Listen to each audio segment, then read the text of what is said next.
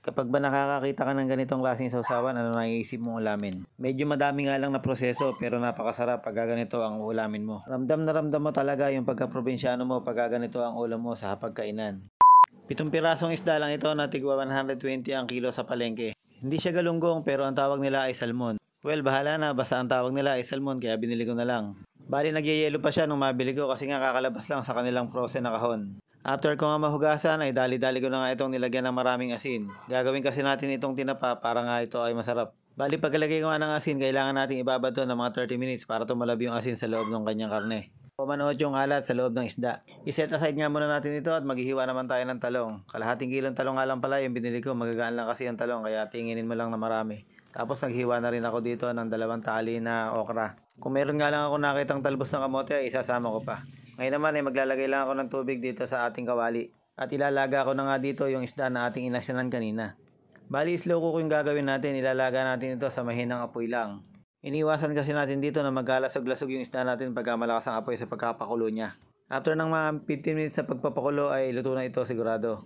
Susunod naman ay palalamigin natin ito at pwede mo rin itapat sa electric fan para mas madaling lumamig. Ngayon nga nagagayat naman ako ng mga kamatis na gagawin natin sa sausawan mamaya. Bali naghiwa na rin ako ng malaking sibuyas na pula.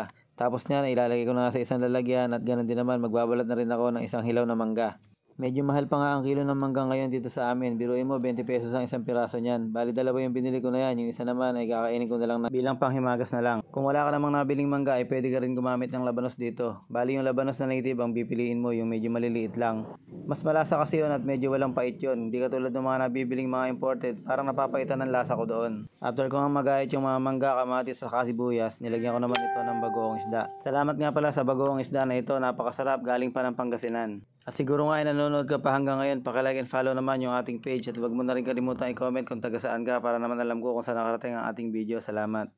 Ngayon naman ay nagsalang lang ako ng isang kawali, nalagay ko na nga yung foil at saka naglagay na nga ako ng kusot. Bali dito nga natin papausukan yung ating gagawing tinapa. Nilagay ko na nga yung strainer at ilalagay na nga natin yung ating mga nilagang isda.